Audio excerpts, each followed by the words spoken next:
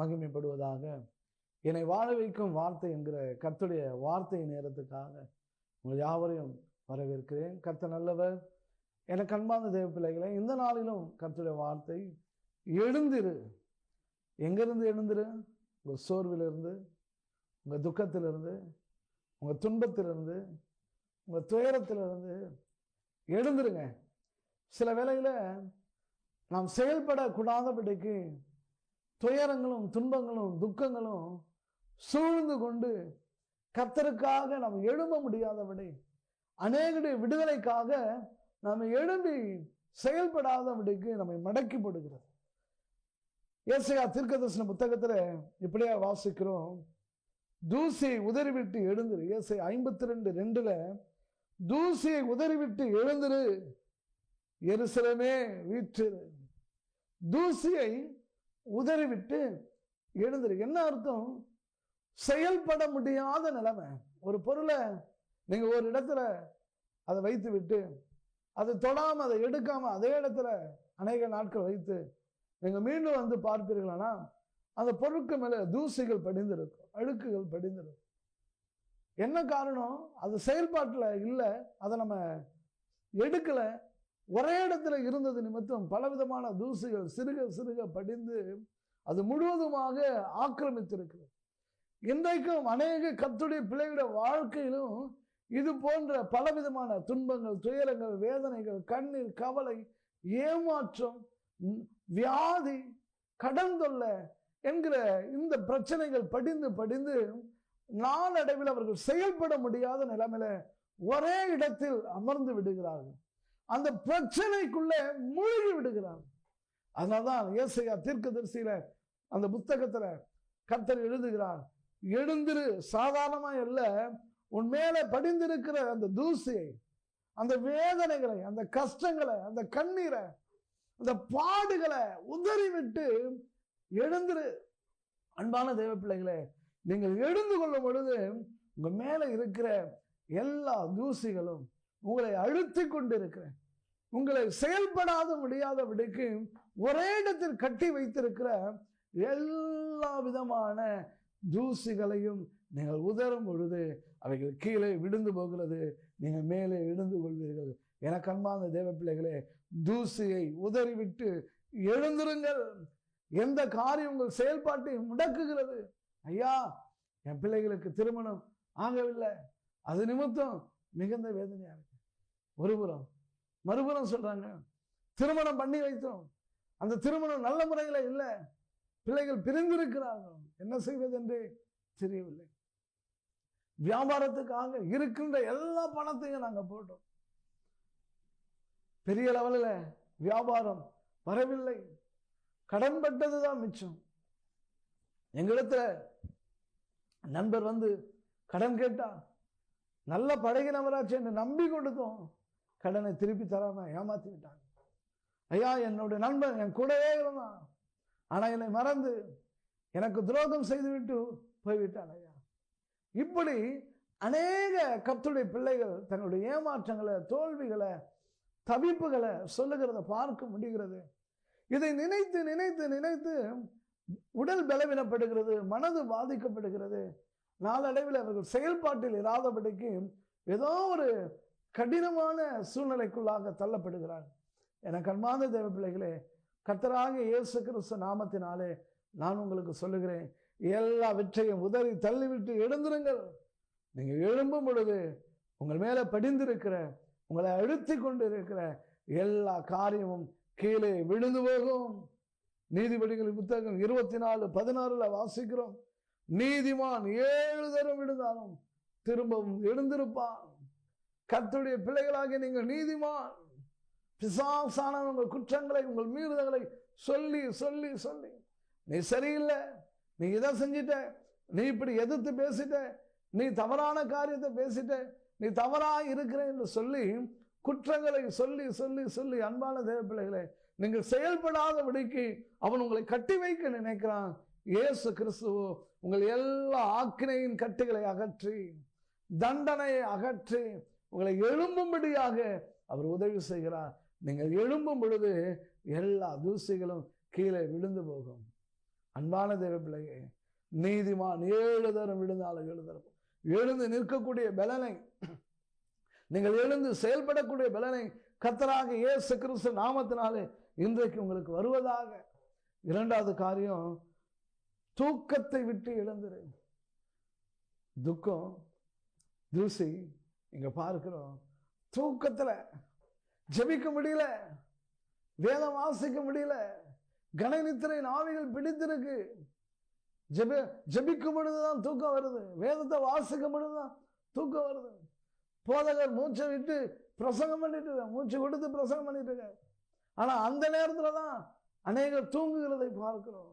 எனக்கு அன்பார்ந்த தேவ பிள்ளைகளே, ஆண்டவராக இயேசு கிறிஸ்து கெத்செமனே தோட்டத்திலே சிலுவை பாடுகளை சந்திப்பதற்கு முன்பதாக அவர் அங்கு இரவு முழுவதும் ஜெபிக்கும்படியா, அந்த கெத்செமனே தோட்டத்திலே அவர் ஜெபிக்கும்படியாய் போயிருக்கிற வேளையிலே அவரோடு கூட ஜெபிக்க அழைத்து செல்லப்பட்ட சீஷர்கள் தூங்குகிறதை பார்த்தேன். 1 மணி நேரம் தூக்கத்தை விட்டு ஜெபிக்க கூடாதா? லூக்கா சுவிசேஷ புத்தகம் 22ஆம் அதிகாரம் 46ஆம் வசனத்தை நான் படிக்கிறேன். நீங்கள் நித்திரை பண்ணுகிறது என்ன? சோதனைக்கு உட்படாதபடிக்கு எழுந்திருந்து ஜெபம் பண்ணுங்க. தூக்கத்தை விட்டு வெளியே வாங்க. ஒரு நாளைக்கு 8 மணி நேரமும் 6 மணி நேரமும் தூங்குகிறோம். 8 மணி நேரம் தூங்கினால் போதும் என்று சொல்லுகிறார். அதையும் தாண்டி அநேகர் 10 மணி நேரம் 12 மணி நேரம் என்று தூங்குகிறவர்கள் உண்டு. இரவில் கொஞ்ச நேரம் கண் விழித்து ஜெபித்தா அதற்கும் சேர்த்து தூங்குகிறவர்கள் உண்டு. ஆண்டவர் சொல்லுகிறார், நீங்கள் சோதனைக்கு உட்படாதபடிக்கு, சோதனைக்காரன் உங்கள் விழுத்தாதபடிக்கு நீங்க எழுந்திருந்து ஜெபம் பண்ணுங்கள். உங்கள் ஜெப நேரத்தை நீங்கள் புதுப்பித்துக் கொள்ளுங்கள். அன்பான தேவ பிள்ளைகளே, என் வாழ்க்கையில் இந்த இழப்பு நடந்துடுச்சு, அதனாலதான் நான் என்னால் ஜெபிக்க முடியல என்று சொல்லி கொண்டு இருக்கீங்களா? நான் ஏமாற்றப்பட்டுட்டேன், அதனால எனக்கு ஜெபிக்க முடியல என்று இழந்து போனதையும் கடந்து வந்ததையும் நீங்க நினைத்து கொண்டிருக்கீங்களா? கர்த்தர் சொல்லுகிறார், நீங்க ஜெபம் பண்ணுங்க. சோதனைக்கு உட்படாதபடிக்கு, நீங்கள் விழுந்து போகாதபடிக்கு ஜெபம் பண்ணுங்க. முதல் காரியம், தூசியை விதறிவிட்டு எழுந்திரு. இரண்டாவது காரியம், உங்கள் தூக்கத்தை, கனநித்திரை ஆவிகளை விட்டு வெளியே வாங்க. தூக்கத்தை விட்டு எழுந்திருங்க, ஜெபிங்க. அதிகாலையில என்னை தேடுகிறவர்கள் என்னை கண்டடைவார்கள் என்று வேதம் சொல்லுகிறது. அதிகாலையில ஜெபிக்கிற அந்த அனுபவத்துக்குள்ள வாருங்கள். மூன்றாவது, உங்கள் துக்கத்தை விட்டு எழுந்திருங்க. துக்கம், இழப்புகள் வரும் பொழுது, ஏமாற்றங்கள் வரும் பொழுது, நினைத்தது நடக்காத பொழுது, எதிர்பார்த்த காரியங்கள் கைகூடாத பொழுது, நம்ம துக்கத்துல கப்பல் முழுகினது போல சொல்லுவாங்க பேச்சுவாக்கில், இன்னும் கப்பல் முழுகினது போல துக்கத்துல இருக்கு, அப்படி முழுகி போயிருப்பாங்க. எனக்கு அன்பார்ந்த தேவ பிள்ளைகளே, உங்க துக்கத்தை விட்டு வெளியே வாங்க. சவுல் கர்த்தருடைய வார்த்தைக்கு கீழ்ப்படியாமல் பாவம் செய்யும் பொழுது, கீழ்ப்படியாமல் இருக்கும் பொழுது கர்த்தர் சவுலுடைய ராஜ்யபாரத்தை தள்ளினார். கர்த்தர் தள்ளின இந்த காரியத்தை சாமுவேல் நினைத்து துக்கப்பட்டு கொண்டு இருக்கிறார். ஏன்? சாமுவேலால அபிஷேகம் பண்ணப்பட்டவன் இந்த சவுல். ஐயோ, நான் அபிஷேகம் பண்ணின மனுஷன் தன் ராஜ்யபாரத்தை இழந்து போகிறானே என்று சொல்லி சாமுவேலுக்குள்ள மிகுந்த வேதனை, துக்கம் வாட்டினது. அநேக நாட்களாக துக்கமா இருக்கிறான். கர்த்தர் சொல்லுகிறார், 1 சாமுவேல் 16:1 கர்த்தர் சாமுவேலை நோக்கி, இஸ்ரவேலின் மேல் ராஜாவா இராதபடிக்கு நான் புறக்கணித்து தள்ளின சவுலுக்காக நீ எந்த மட்டும் துக்கித்து கொண்டிருப்பாய். சில வேளையிலே சில காரணங்கள், சில காரியங்கள் நம்முடைய வாழ்க்கையில் நடந்திருக்கலாம். நமக்கு அறிமுகமானவர்கள், நண்பர்கள் மேன்மையை இழந்திருக்கலாம். இல்லை என்றால் அவர்களுக்கு வர வேண்டிய ப்ரொமோஷன் கிடைக்காம இருந்திருக்கலாம். இல்லை என்றால் அவர்கள் வாழ்க்கையில் ஒரு மேன்மை அடைய வேண்டிய சூழ்நிலைகள் அது வராதபடிக்கு தடைபட்டு இருக்கலாம். அதை நினைத்து நினைத்து நீங்க துக்கப்பட்டு கொண்டு இருக்கீங்களா? எழுந்துருங்க, துக்கத்தை விட்டு வெளியில வாங்க. நடந்ததையே நினைத்து கலங்கி கொண்டு இருக்காதீங்க. உங்க வாழ்க்கையில புதிய காரியத்தை செய்கிற கர்த்தரை நோக்கி பாருங்க. இதோ புதிய காரியத்தை செய்கிறேன், நீங்கள் அதை அறியீர்களா? நான் வனாந்திரத்தில் வழியையும் அவாந்திர வெளியிலே ஆறுகளையும் ஓட பண்ணுகிற கர்த்தர். எழுந்துருங்க. இழப்புகளை நினைத்து, ஏமாற்றங்களை நினைத்து, தோல்விகளை நினைத்து நீங்கள் விழுந்து போனது போதும். இந்த மாதம், இந்த நாள் கர்த்தர் உங்களுக்காக உண்டு பண்ணின நாள். நீங்க உங்கள் சோம்பலை விட்டு எழும்புகிற நாள், உங்க துயரத்தை விட்டு வெளியே எழும்புகிற நாள், உங்க துக்கத்தை கடந்து வருகிற நாள். ஹல்லேலூயா. எது நிமித்தம் துக்கம், எதுவாக இருந்தாலும் உங்கள் பாரத்தை கர்த்தர் மேல வைத்து விடுங்கள். உங்கள் பாரத்தை கர்த்தர் மேல வைத்து விடுங்கள். அவர் உங்களை ஆதரிப்பார். அவர் உங்களுக்கு விடுதலை கொடுப்பார். அவர் உங்களுக்கு நன்மையை செய்வார். ஏசாயா 60:20 உன் சூரியன் இனி அஸ்தமிப்பதும் இல்லை, உன் சந்திரன் மறைவதும் இல்லை, கர்த்தரே உனக்கு நித்திய வெளிச்சம். உன் துக்க நாட்கள் முடிந்தது. உன் துக்க நாட்கள் முடிந்து போ. அன்பான தேவ பிள்ளைகளே, உங்க துக்க நாட்கள் முடிய போகிறது. ஐயா, இத்தனை இழப்புகள் ஐயா, எப்படி துக்கப்படாம இருக்க முடியும்? இவ்வளவு பிரயாசப்பட்டேன், அதன் பலன் எனக்கு கிடைக்கலையே, எப்படி நான் துக்கப்படாம இருக்க முடியும்? என் பிள்ளைகளுடைய வாழ்க்கை மேன்மையடையாம இருக்கிறது, நான் எப்படி ஐயா துக்கப்படாம இருக்க முடியும்? கர்த்தர் சொல்லுகிறார், உன் துக்க நாட்கள் முடிந்து போ, உங்கள் துக்கம் சந்தோஷமாய் மாறும். அவருடைய வார்த்தைக்கு வல்லமை உண்டு. அவர் ஒரு காரியத்தை உங்கள் வாழ்க்கையில திட்டம் பண்ணுவாரானால், கொடுப்பாரானால், அதை தடுக்க ஒருவனாலும் முடியவே முடியாது. உங்க துக்கத்தை விட்டு வெளியே வாங்க. அன்பான தேவ பிள்ளைகளே, 3வது காரியம், 4வது காரியம், துன்பத்தை விட்டு வெளியே வாங்க. பழைய வாழ்க்கை, பழைய தோல்வி, பழைய ஏமாற்றம், இதையே நினைத்து நினைத்து நினைத்து அநேகர் புலம்புவதை பார்க்க முடிகிறது. இங்க பார்க்கிற வேதத்துல லூக்கா சுவிசேஷ புத்தகத்துல 15:15 இளைய குமாரன் தகப்பனை விட்டு தூரம் போனவன் தான். ஆனா அவனுக்கு புத்தி தெளிந்த போதோ, என் தகப்பனுடைய கூலிக்காரர் எத்தனையோ பேருக்கு பூர்த்தியான சாப்பாடு இருக்கிறது, நானோ பசியினாலே சாகிறேன். பாவம் செய்தவன் தான், தகப்பனை ஏமாற்றி போனவன் தான், சண்டை போட்டுக்கொண்டு சொத்தை பிரித்து வாங்கினவன் தான். ஆனா அவனுக்கு இப்பொழுது நினைவு வந்தது. நினைவு வந்த போதோ, அவன் சிந்தையிலே தெளிவு வந்த போதோ, பழைய காரியத்தை மறந்து தன் செய்த தவறை உணர்ந்து தகப்பனிடத்துக்கு வருகிறான். உங்க துன்பத்தை விட்டு வெளியே வாங்க. நண்பர்களால் ஏமாற்றப்பட்ட சூழ்நிலை, உங்க ஊழியத்தின் காரியத்தில் உங்களோடு கூட இருந்து நம்ப வச்சு கழுத்தறுத்தவர்களும் உண்டு. ஆனா கர்த்தர் உங்களோடு இருக்கிறதை நீங்கள் மறந்து போகாதீங்க. உங்க துன்பத்தை விட்டு வெளியே வாங்க. உங்க கண்ணீரின் பாதை விட்டு வெளியே வாங்க.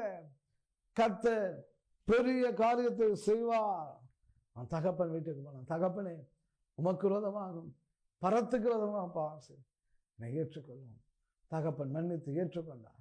அன்பான தேவ பிள்ளைகளை, நீங்க எழுந்து கொள்ள, நீங்க எழுந்து செயல்பட உற்சாகமுள்ளவர்களாய் மாறுவீர்களானா, கர்த்தர் உங்களுடைய எல்லா கண்ணீர், கவலைகள், வேதனைகள், துன்பங்கள், துயரங்கள் எல்லாவற்றிலிருந்து விடுவித்து உங்களை ஆசீர்வதிக்க அவர் வல்லமையுள்ளவராக இருக்கிறார்.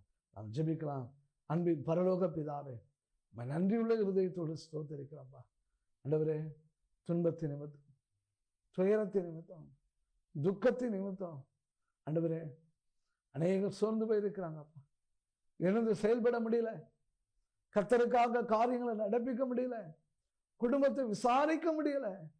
பலவிதமான துயரங்கள், பலவிதமான துன்பங்கள், மீளா துயரத்திலே அவர்களை வைத்திருக்கிறதப்பா. அவை எல்லாவற்றிலிருந்தும் என் தேவனாகிய கர்த்தர் இன்று ஒரு விடுதலை தருவீராக. எழுந்திரு, உன் தூசை விதறிவிட்டு எழுந்திரு, உன் துக்கத்தை உதறிவிட்டு எழுந்திரு, உன் துன்பத்தை உதறிவிட்டு எழுந்திரு. கர்த்தர் உனக்கு அற்புதங்களை செய்வார். உன் துக்க நாட்கள் முடிந்து போனது, உன் வேதனை நாட்கள் முடிந்து போனது. கர்த்தர் இப்பொழுதே ஒரு அற்புதங்களை செய்வாராக. ஆண்டவரே, உம்முடைய நாமத்தினால உம்முடைய பிள்ளைகளை நான் ஆசீர்வதிக்கிறேன். இவர்கள் எழுந்து செயல்படட்டும். எழும்பு எழும்பு செய்யானே, உன் வல்லமை தரித்துக்கொள். வல்லமை, அபிஷேகத்தின் கிருபைகளையும் பெற்றுக்கொள்ளட்டப்பா. இந்த நாமத்தினால நான் பிளஸ் பண்றேன், ஆசீர்வதிக்கிறேன். ஆசீர்வதிக்கப்படுவார்களா. மீட்பர் இயேசு மூலம் ஜெபிக்க நல்ல பிதாவே, ஆமென். God bless you. ஸ்தோத்திரம். கர்த்தர் நல்லவர். தொடர்ந்து ஒவ்வொரு சனிக்கிழமைகளிலும் நித்தியன் டிவியில் இரவு 8:30 மணிக்கு என்னை வாழ வைக்கும் வார்த்தை என்கிற கர்த்தருடைய வார்த்தை ஒளிபரப்பாகிறது. இந்த நிகழ்ச்சிகளை நீங்கள் பார்த்து கர்த்தருடைய வார்த்தையை நீங்கள் பெற்றுக்கொள்ளும்படியா அன்பாக உங்களுக்கு நான் தெரிவிக்கிறேன். இந்த நிகழ்ச்சியின் மூலமாக நீங்கள் தொடப்பட்டு இருப்பீர்களானால் உங்கள் சாட்சிகளை நீங்கள் எங்களுக்கு தெரியப்படுத்தலாம். அதன் மூலம் நாங்கள் கர்த்தருடைய நாமத்தை மகிமைப்படுத்தவும், உங்களுக்காக தொடர்ந்து ஜெபிக்கவும் அது ஏதுமானதாக இருக்கும். கர்த்தர் உங்களோடு ஏவப்படுவாரானால் இந்த ஊழியங்களுக்காக ஜெபித்துக் கொள்ளுங்கள், தாங்குங்கள். கர்த்தர் உங்களை ஆசீர்வதிப்பாராக. ஆமென்.